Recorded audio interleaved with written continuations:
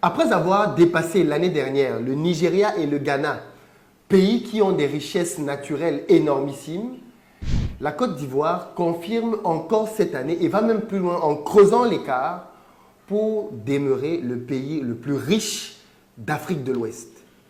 Comment est-ce possible pour un pays qui a pour monnaie le franc CFA et pour président Draman Alassane Ouattara, supposé être un pion de la France? On va aborder dans cette vidéo des sujets qui fâchent. Parce que je sais qu'il y a dans notre communauté des gens qui aiment avoir des réponses faciles et des raccourcis tout faits. Comment expliquer donc que ce pays d'Afrique de l'Ouest soit plus riche que le Nigeria et le Ghana, alors que ces deux pays ont leur propre monnaie battable? Aujourd'hui, je veux parler de la Côte d'Ivoire parce que beaucoup de personnes m'ont demandé « Mais Philippe, pourquoi tu es allé faire du business en Côte d'Ivoire ?» Il y a plusieurs raisons. Et aujourd'hui, on va parler des raisons économiques. Peut-être que beaucoup d'entre vous ne le savent pas ou vous le découvrez à présent. Mais la Côte d'Ivoire est le pays le plus riche d'Afrique de l'Ouest en termes de PIB par habitant. Ça veut dire quoi, PIB par habitant? Parce que peut-être qu'il faut définir ces notions-là. Vous savez bien tous que le PIB, le produit intérieur brut, c'est la somme des richesses qu'un pays produit par année ou par période, on peut dire trimestre, ainsi de suite. En gros, pour faire simple, dans une famille dans laquelle il y a papa, maman, les enfants qui travaillent et que chacun donne un salaire, le PIB, ça va être la somme des salaires. Aussi simple que ça. On va prendre la somme des salaires. Supposons que dans la famille, il y a papa, maman et 4 enfants. Ça fait 6 personnes. Et que chacun d'entre eux touche, par exemple, alors les deux parents touchent peut-être 2 millions par mois et les enfants touchent 1 million chacun. Donc, on va dire que le PIB de cette famille-là, ça va être 4 millions, plus 4 millions des enfants, ça va faire 8 millions au total. C'est ça la notion de PIB. Maintenant, la notion de PIB par habitant va simplement consister à dire on va prendre la somme de toutes les richesses générées par le pays et ensuite on va diviser par le nombre d'habitants. C'est une notion qui est plus équitable en réalité. Pourquoi? Parce qu'il suffit qu'une famille dans laquelle il y a 20 enfants, ok? Et dans laquelle les parents, chacun touche, allez, 1 million chacun. Et chacun des enfants touche 500 000 francs, ok? Comme ils sont 20, on va considérer qu'à 20, leurs 500 000 leur donnent 10 millions. Plus les 2 millions des parents, ça fait 12 millions. Donc, on va considérer que cette famille-là, elle a un PIB supérieur à la première famille qui a un PIB de 8 millions, de manière basique. Or, la deuxième famille a beaucoup plus d'enfants. Et le niveau de vie dans la deuxième famille est beaucoup moins important et intéressant que celui de la première famille.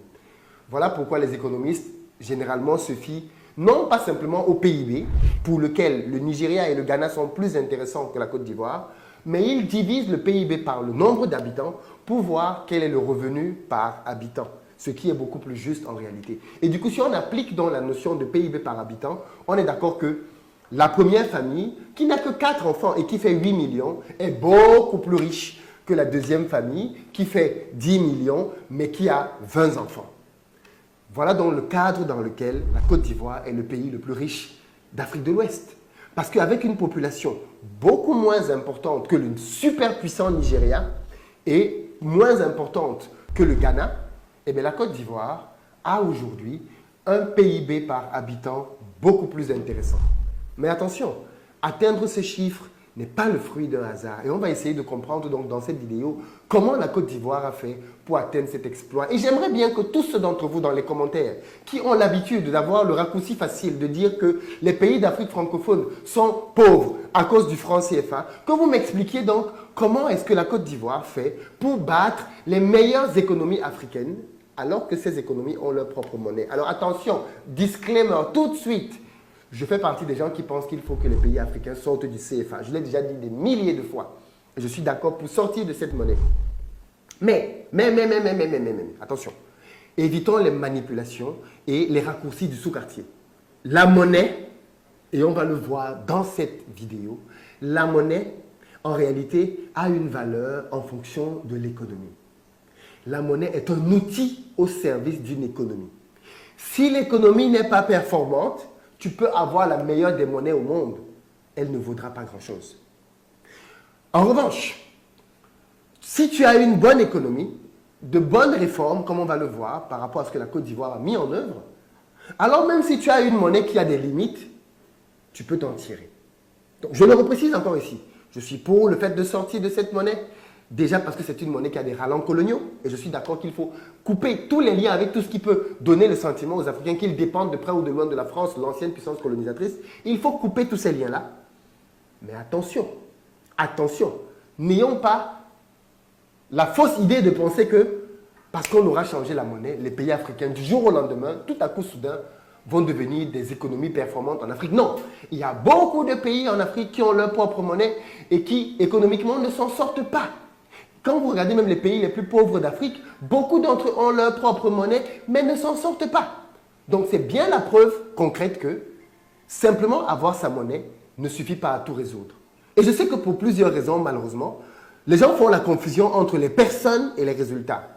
Et je sais qu'il y a des gens qui, parce que politiquement, ils ne sont pas d'accord avec M. Ouattara, c'est le droit légitime de tout le monde, ne vont pas avoir l'objectivité de regarder les faits. Et ce que l'on va voir maintenant, ce sont les faits. On peut aimer ou pas aimer M. Ouattara ou pas sa politique. Il faut reconnaître quand même que, de manière factuelle, les politiques qu'il a mis en œuvre portent des résultats intéressants. Donc, entrons donc maintenant dans le vif du sujet. Ça va être un peu long parce que c'est un article qui trace les différentes raisons qui font que la Côte d'Ivoire s'en sort aujourd'hui pour que ça inspire d'autres pays africains. Parce que ce que la Côte d'Ivoire est en train de faire aujourd'hui, d'autres pays peuvent le faire. Et d'ailleurs, dans ce classement, quand on va le lire, vous allez vous rendre compte que le deuxième pays qui est en train de venir aussi, c'est le Sénégal. Et le Sénégal a des résultats très intéressants. Là encore, on est dans un pays qui a le franc CFA avec Macky Sall à la tête de l'État. Donc, moi, je regarde les faits et je juge les chiffres. Vous savez bien ce qu'on dit, non? Les hommes mentent, les femmes mentent. Les chiffres ne mentent pas. Que disent donc les chiffres? Alors, selon les données récemment publiées par la Banque mondiale, la Côte d'Ivoire affichait un PIB par habitant de 2579 $ début 2022. Alors attention, quand vous entendez un chiffre comme ça, peut-être que vous pouvez vous dire, mais comment ça? Il faut simplement prendre une calculatrice et vérifier ce que ce chiffre-là représente.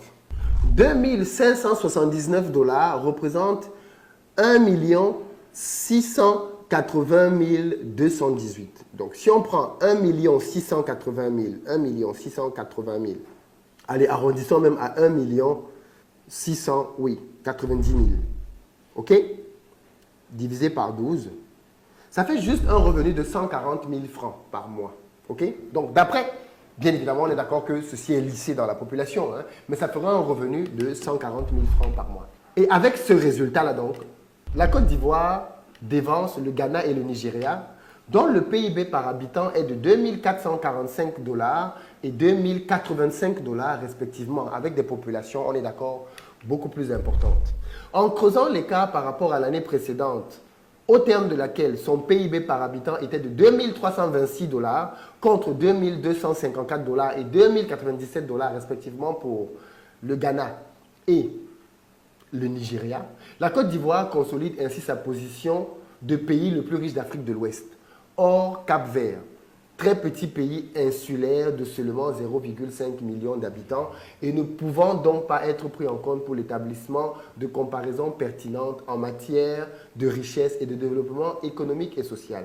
Par ailleurs, la Côte d'Ivoire dévance désormais assez largement des pays comme l'Angola, qui ont 2 138 $, ou le Kenya, 2007 $. À quoi donc est due cette performance? Cet article est écrit par financialafrique.com, site sur lequel je le trouve et je le remettrai le lien en barre de description pour que vous puissiez vous-même lire et vous faire votre propre opinion. Je commente simplement un article, ce n'est pas moi qui l'ai écrit. Cette évolution constitue une grande performance pour la Côte d'Ivoire, dont les richesses naturelles non renouvelables sont très modestes en comparaison de celles du Ghana et du Nigeria. En effet, le Ghana est le premier producteur africain d'or et le 5e producteur de pétrole d'Afrique subsaharienne, avec une production respectivement 3 à 6 fois supérieure à celle de la Côte d'Ivoire, qui extrait environ 40 tonnes d'or et 30 000 barils de pétrole par jour. De son côté, le Nigeria était encore le premier producteur de pétrole du continent en 2021, avec un niveau de production environ 50 fois supérieur à celui de la Côte d'Ivoire, qui a également été très largement dépassé en la matière par l'Angola, deuxième producteur africain avec une production environ 40 fois supérieure et qui est aussi le deuxième producteur de diamants après le Botswana et le quatrième au niveau mondial. Observant une baisse progressive de sa production pétrolière et faute d'une diversification de son économie et de ses exportations qui reposent encore à environ 90% des hydrocarbures, le Nigeria devrait également être assez bientôt dépassé par le Sénégal, deuxième pays francophone le plus riche d'Afrique de l'Ouest, avec un PIB par habitant en hausse constante et s'établissant à 1 600 $ début 2022. L'importante progression de la Côte d'Ivoire résulte de la très forte croissance que connaît le pays depuis plusieurs années. Sur la période de 10 ans, allant de 2012 à 2021, période suffisamment longue pour pouvoir établir des comparaisons internationales, la Côte d'Ivoire a réalisé la plus forte croissance au monde dans les catégories des pays ayant un PIB par habitant supérieur ou égal à 1 000 $, avec une croissance annuelle de 7,1% en moyenne. Plus impressionnante encore, elle se classe deuxième, toutes catégories confondues, pays très pauvres inclus, faisant ainsi mieux que 30 des 31 pays au monde qui avaient un PIB par habitant inférieur à 1 000 $ début 2012. La Côte d'Ivoire n'est alors dépassée que par l'Éthiopie, qui a connu une croissance annuelle de 8,6% en moyenne. Une performance qui résulte essentiellement du très faible niveau de développement de ce pays d'Afrique de l'Est, qui était le deuxième pays le plus pauvre au monde en 2012 et qui demeure un des pays les plus pauvres avec un PIB par habitant de 944 $ début 2022, soit un an après le déclenchement d'une guerre civile ayant fait jusqu'à présent quelques dizaines de milliers de victimes. En gros, on parle souvent du miracle économique éthiopien parce qu'il faut simplement voir d'où l'Éthiopie venait. L'Éthiopie était le deuxième pays le plus pauvre au monde. Okay? Et donc, par rapport à tout ce qu'ils ont pu couvrir aujourd'hui, ils reviennent de très loin. Et donc, forcément, ils ont eu de très gros PIB année après année. C'est un peu comme quand quelqu'un qui est vraiment en surpoids décide de perdre du poids par rapport à quelqu'un qui est légèrement en surpoids. La personne qui est grandement en surpoids va perdre énormément de kilos, mais c'est parce qu'effectivement, au début, elle était juste beaucoup trop grosse. C'est ce qui explique que l'Éthiopie soit devant la Côte d'Ivoire sur les 10 dernières années. Il faut bien comprendre l'article que je suis en train de lire là, maintenant. Alors, de leur côté, et sur cette même période de 10 ans, le Nigeria a enregistré une croissance de 2,5% par an. La Côte d'Ivoire est à plus de 7%. Le Nigeria, 2,5% par an. Tandis que le Ghana a affiché une progression annuelle de 5,1%.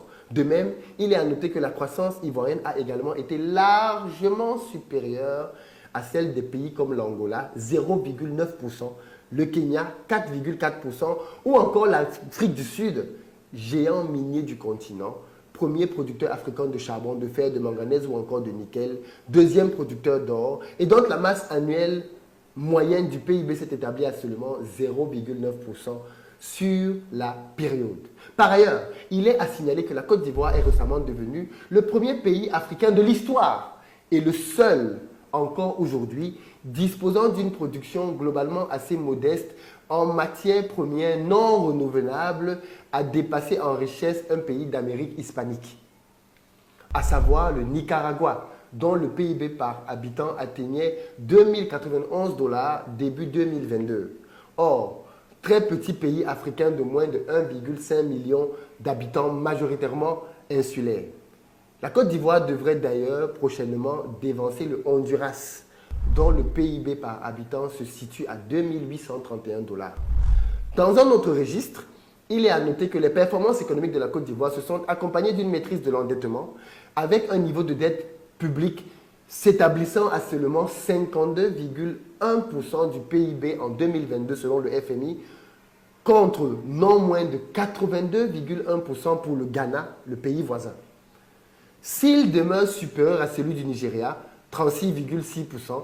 Le niveau d'endettement de la Côte d'Ivoire reste largement inférieur à celui des pays comme l'Angola, 86%, le Kenya, 67%, ou encore l'Afrique du Sud, 69% d'endettement. Enfin, la forte croissance de l'économie ivoirienne s'est également accompagnée d'un bon contrôle de l'inflation qui s'est situé à seulement 1,3% en moyenne annuelle sur la décennie 2012-2021, contre non moins de 12 et 12,3% pour le Ghana et le Nigeria, respectivement, ou encore 17,8% pour l'Angola d'inflation, les amis. 17,8% d'inflation. Les difficultés économiques de ces trois derniers pays, dont les populations les plus fragiles ont été grandement pénalisées par la forte hausse des prix des produits de base, se sont notamment traduites par une importante dépréciation de la monnaie nationale, avec une perte de valeur s'établissant respectivement à 80%, 63% et 77% face au dollar depuis le début de l'année 2014, soit une dépréciation de plus de 99% pour la monnaie nigériane depuis sa création. Une situation qui a notamment pour conséquence une forte dollarisation de l'économie de ces deux pays, c'est-à-dire une large utilisation du dollar pour des transactions économiques au détriment des monnaies nationales considérées comme risquées. Ça, c'est un point dont on ne parle pas souvent, mais beaucoup de pays africains qui ont leur propre monnaie, comme la RDC, le Nigeria et même le Ghana, ce sont des pays dans lesquels, dans l'économie quotidienne, les gens utilisent le dollar à la place de la monnaie nationale. Les gens préfèrent utiliser le dollar parce qu'ils estiment que le dollar est plus sûr que leur propre monnaie nationale. Les résultats de la Côte d'Ivoire s'expliquent par les profondes réformes administratives, juridiques et fiscales réalisées afin d'améliorer le client des affaires et d'attirer les investisseurs, ainsi que par une politique active de diversification des sources de revenus. Grâce aux réformes accomplies, la Côte d'Ivoire a réussi à instaurer un cadre propice à l'entrepreneuriat local et aux investissements étrangers. Le pays avait ainsi fait un bond considérable dans le classement international relatif au climat des affaires qui était publié chaque année par la Banque mondiale, en passant de la 167e place en 2012 à la 110e place en 2020, année du dernier rapport avant suspension. Même si elle demeurait à ce moment-là encore bien moins classée que des pays comme le Maroc, 53e, l'Afrique du Sud, 84e, la Côte d'Ivoire faisait toutefois déjà largement mieux que le Nigeria, 131e, l'Angola, 177e ou encore l'Éthiopie, 159e. Au passage, il convient de rappeler que la maîtrise de l'inflation, élément ayant une incidence certaine sur l'environnement des affaires, n'était hélas pas prise en compte dans l'élaboration du classement annuel de la Banque mondiale, ce qui pénalisait la Côte d'Ivoire, où l'inflation était bien plus faible que dans les pays précédemment cités. Ces réformes se sont accompagnées de la réalisation de grands travaux à travers le pays, routes, ponts, réseaux de télécommunications, logements sociaux, transports publics, ainsi que d'une politique active de diversification des sources de revenus en s'appuyant sur le développement des secteurs agricoles, des industries de transformation et des capacités de production d'électricité et en lançant de nouvelles filières industrielles. Déjà premier producteur mondial de cacao depuis longtemps, la Côte d'Ivoire s'est ainsi également hissée au cours de la dernière décennie au premier rang mondial pour la production de la noix de cajou, dont elle assure désormais près de 80% de la production continentale, soit un quintuplement de la production nationale. Le pays est également le second producteur africain d'huile de palme, derrière le Nigeria, et est récemment devenu le troisième producteur continental de coton après le Mali et le Bénin. Par ailleurs, le pays dispose d'un secteur halieutique assez important, étant notamment le premier producteur africain de thon. Parallèlement à la hausse de la production agricole, le pays a également porté une attention particulière à la transformation locale de la production, source d'une valeur ajoutée bien plus importante pour le pays, dont elle contribue également à l'industrialisation. Ainsi, et grâce à la multiplication récente des usines de transformation, encouragée par un cadre propice à l'investissement, la Côte d'Ivoire transforme aujourd'hui, tous stades de transformation confondus, les 3/4 de sa production de caoutchouc naturel, les 2/3 de sa production de thon, près de 35% de sa production de cacao et environ 12% de sa récolte de noix de cajou. Mais le pays a pour objectif d'augmenter encore davantage ses niveaux de transformation locale, et notamment dans les filières cacao et noix de cajou, pour lesquels il espère atteindre un niveau de 50% d'ici 2025 et 100% pour le cacao d'ici 2030. Dans ce cadre et parmi les nombreuses installations récentes et en cours, la plus moderne des usines de transformation de noix de cajou au monde est entrée en production en juin 2021 avec un taux d'automatisation de plus de 90%. Cette installation industrielle devrait même devenir la plus grande des usines de transformation de noix de cajou au monde après la construction d'une unité de valorisation des coques pour la production d'électricité. La production d'électricité est d'ailleurs un des domaines dans lesquels le pays a fortement investi au cours de la décennie récente, avec pour résultat une hausse de 2/3 de la production nationale, assortie d'une part grandissante pour les énergies renouvelables, solaire, biomasse, hydroélectricité, disposant désormais du 3e plus grand système de production électrique en Afrique, 3e, selon la Banque mondiale. Le pays est même devenu un des principaux exportateurs en la matière à l'échelle continentale, acheminant environ 11% de sa production vers 8 pays d'Afrique de l'Ouest. Au niveau national, le taux de couverture est passé de 33% des localités ivoiriennes depuis début 2012 à 82% en mars 2022, couvrant ainsi 92% de la population, même si une partie minoritaire des habitants de ces localités ne bénéficie pas encore de l'électricité à domicile. L'électrification du pays constitue en effet un élément de grande importance pour la réussite de toute politique de développement économique et social. Outre les activités précédemment citées, elle est aussi cruciale pour le développement du secteur des nouvelles technologies, pour le lancement de nouvelles filières industrielles ou encore pour la mise en place d'un réseau scolaire étendu et performant à travers le pays. À titre d'exemple, la Côte d'Ivoire a commencé à assembler ses premiers ordinateurs et téléphones portables intelligents, smartphones, en juin 2021, un des rares pays africains à ce jour à le faire. Avant de lancer en mai 2022 un nouveau téléphone révolutionnaire de conception locale, utilisable notamment par les personnes analphabètes et grâce à une commande vocale. Et de surcroît, disponible en 15 langues africaines et 4 langues internationales. Dans le même temps, une filière automobile commence aussi à se développer avec l'installation d'une usine d'assemblage de minibus, de camions et d'ambulances de la marque Iveco et dont les premiers véhicules ont été présentés en janvier 2022. Quant à l'éducation, les 5 dernières années ont vu l'ouverture d'autant de classes à travers le pays qu'au cours des 20 années précédentes.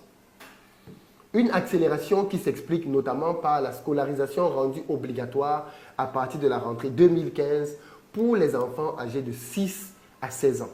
Grâce à la diversification des sources de revenus, les activités directement liées aux industries extractives, hydrocarbures, industries de mines et malgré l'augmentation de la production au cours des dernières années, ne représentent aujourd'hui qu'environ 30% des exploitations.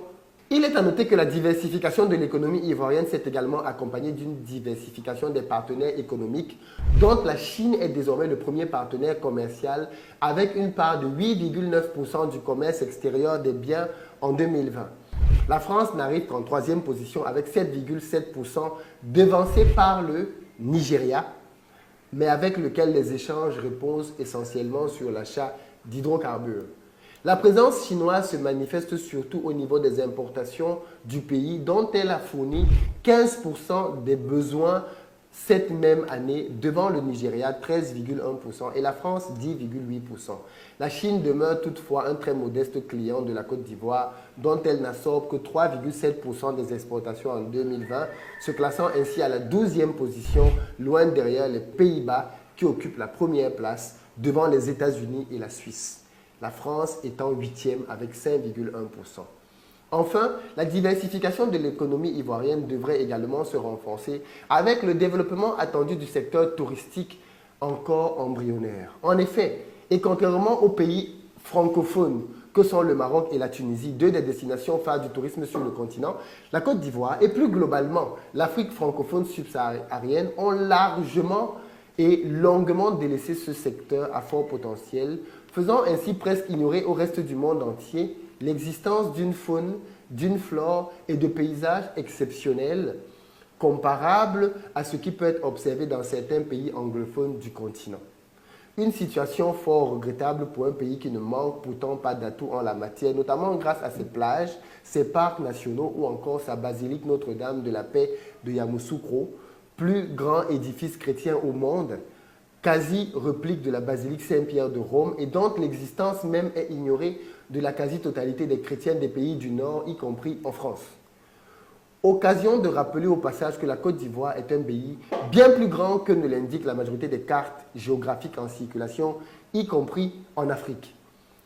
Étant légèrement plus étendu que l'Italie et un tiers plus vaste que le Royaume-Uni, et non 2 ou 3 fois plus petit, des cartes qui dressent généralement une représentation terriblement déformée du continent en réduisant considérablement la taille des pays du Sud.